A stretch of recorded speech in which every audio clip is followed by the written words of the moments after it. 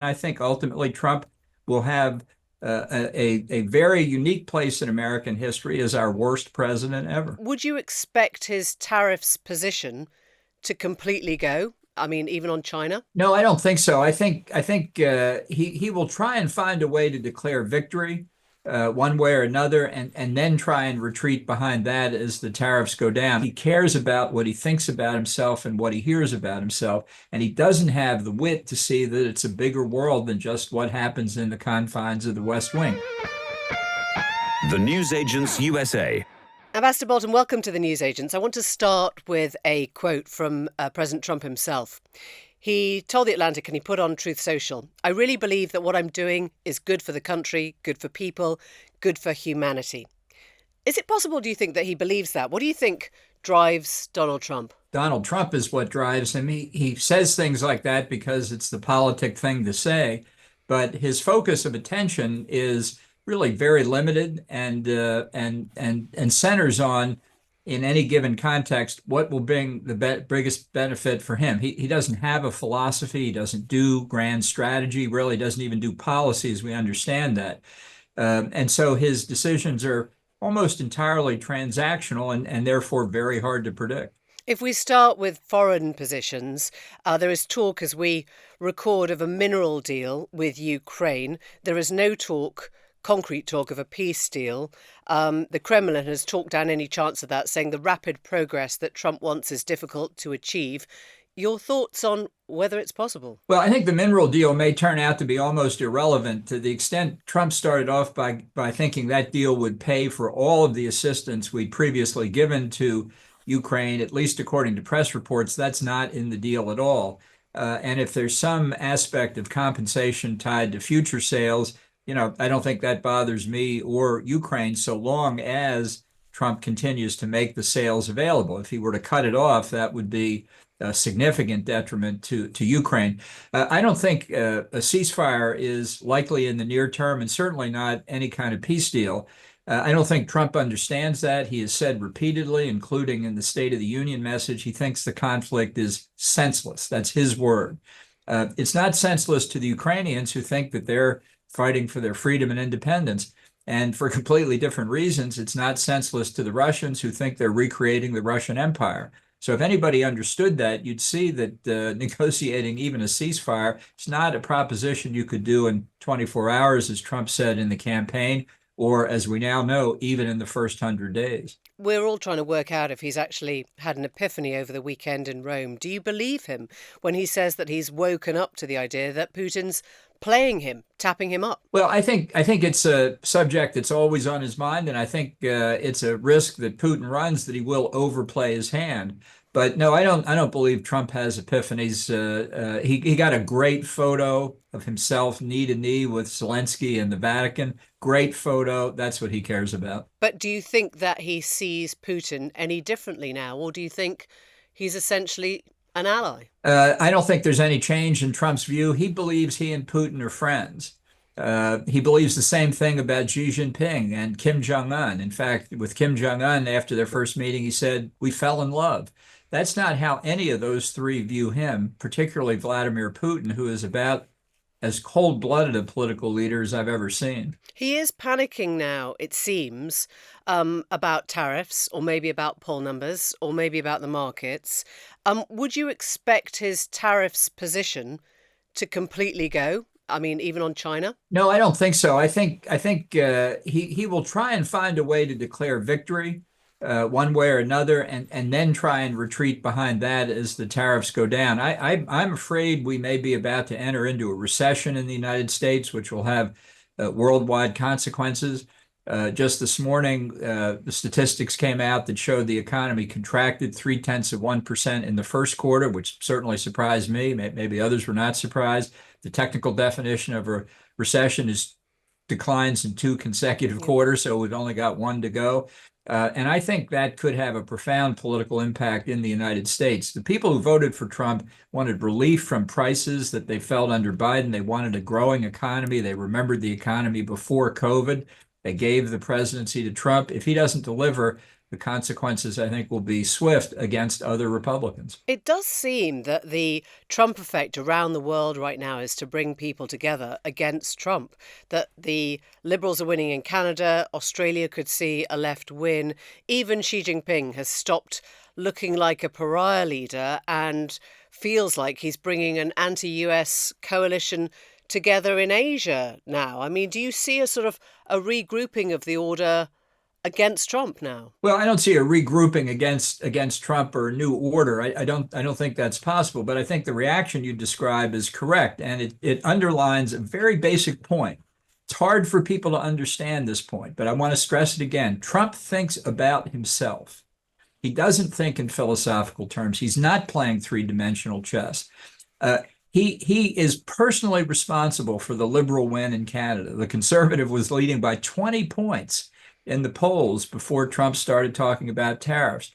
Trump didn't care about that. He won't care what happens in Australia. He doesn't particularly care what the people in Europe thinks. He cares about what he thinks about himself and what he hears about himself. And he doesn't have the wit to see that it's a bigger world than just what happens in the confines of the West Wing. This will come back to haunt him, but that's not how he sees the world today. So if you were our Prime Minister, Keir Starmer, he's been hanging around for a trade deal with the US, but right now one with the EU is looking more reliable, more relatable next month. If you were Starmer, would you get on now with an EU trade deal and move on from waiting for Trump? No, I think the trade deal, the famous free trade deal between Britain and the United States post-Brexit, which is now in its 9th year of being born, should have been a high priority for the entire 9 years. It would be done by now if enough leaders on both sides had gotten it done. And in fact, Trump or no Trump, the United States is still going to be the most important economy in the world, the most innovative, the most creative, the one where economic growth is going to come.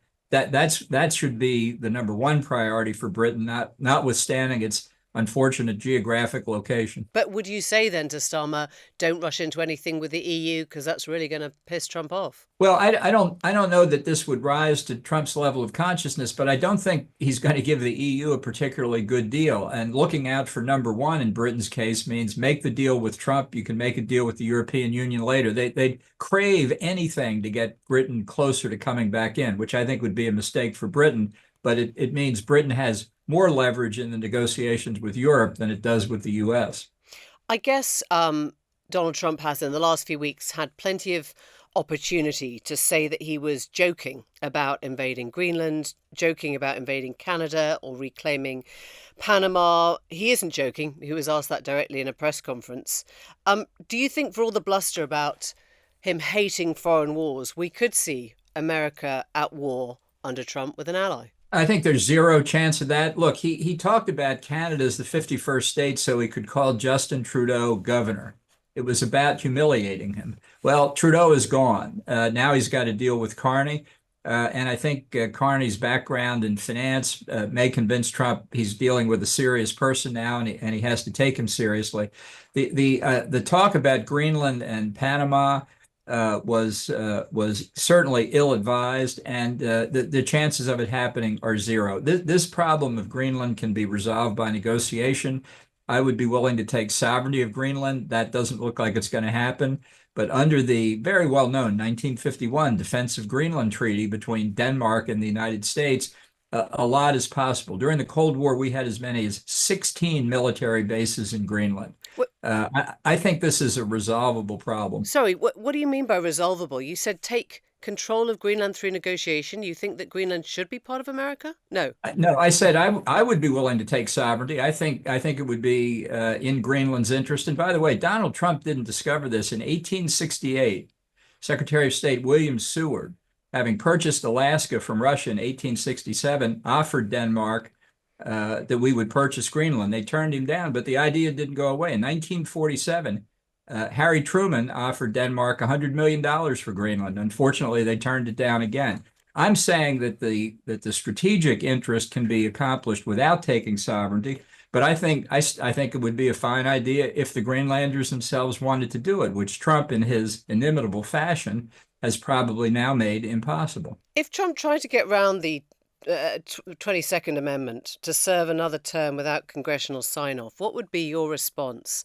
I mean, do you think 2028 is a joke? I think he is trying to distract from his other troubles. Constitution is very clear. He can't run for a third term. To be elected, you have to get on the ballots in enough states to get 270 electoral votes. And there are plenty of state courts around the country, not to mention the Supreme Court, where this would end up, would say, we don't read the 22nd Amendment as permitting them. I want to try and understand something slightly more philosophical whilst we talk on this 100-day anniversary, because I guess the biggest question remains not what Trump is doing in office, but how he got back into office. What really allowed him back in? Well, in the Republican primary in 2024, the campaign of Governor Ron DeSantis of Florida, which many people thought would be the best alternative to Trump, never got off the ground. None of the other candidates caught fire. And so Trump ended up with the nomination. That was extraordinarily unfortunate. And then the Democrats had their debacle with Joe Biden, who was manifestly not competent to continue as president. They nominated Kamala Harris, who looked to most voters like Joe Biden, only maybe more left wing. The United States is a center-right country. People may like that or not like it, but it's a center-right country. And they remembered the prosperity under Trump in 2019. They didn't like egg prices and gasoline prices under Biden. Kamala Harris could not separate herself from the Biden administration, and therefore Trump won. Yeah, I'm not really talking about what happened in the election.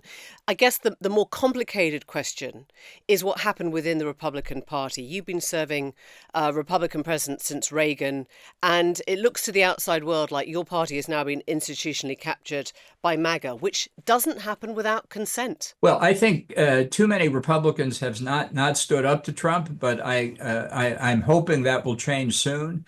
The flurry of polls around the 100-day anniversary uniformly showed Trump's disapproval rating 10 points or more underwater.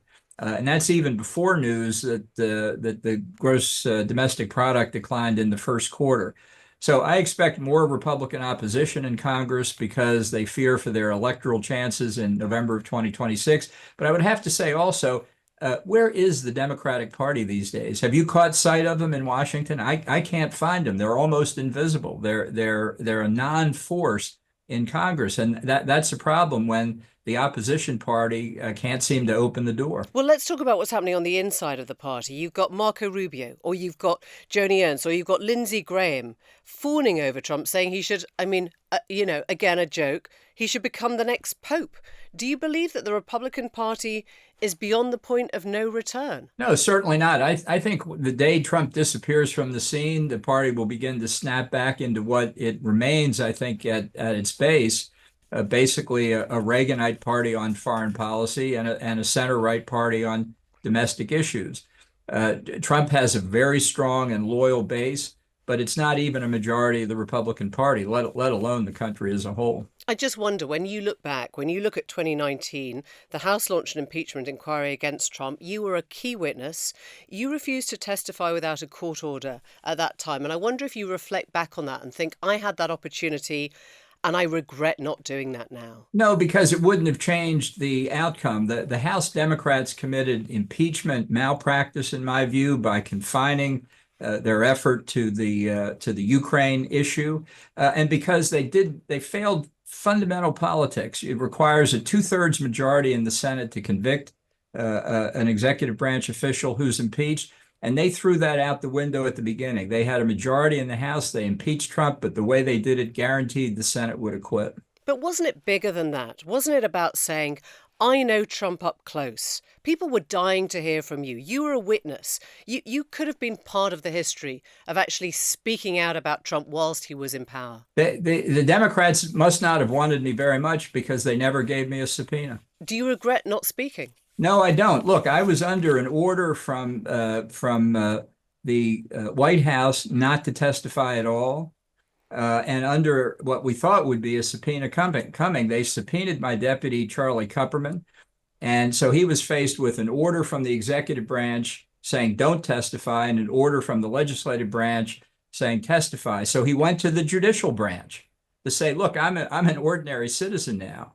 And I've got the two competing branches telling me to do contradictory things, Mr. Court. What should I do? Yeah. And ultimately, the House withdrew its subpoena against Charlie Kupperman, and they never subpoenaed me. I'm not saying that that the Democrats did it for purely political purposes, but they sure screwed it up. I guess the point is you can point the finger at the Democrats, and clearly party politics is going to be central to this. But what we are looking at now is a complete lack of resistance on any level to what Trump is doing now. I don't agree with that. I don't agree with that at all. I think the courts are doing exactly what we would expect them to do. He's ignoring them. He has not yet outright defied a court order. He's ignored them. He's playing fast and loose. He's playing fast and loose. We'll see what happens. I do not think he's an existential threat. The Republic is much stronger than Donald Trump.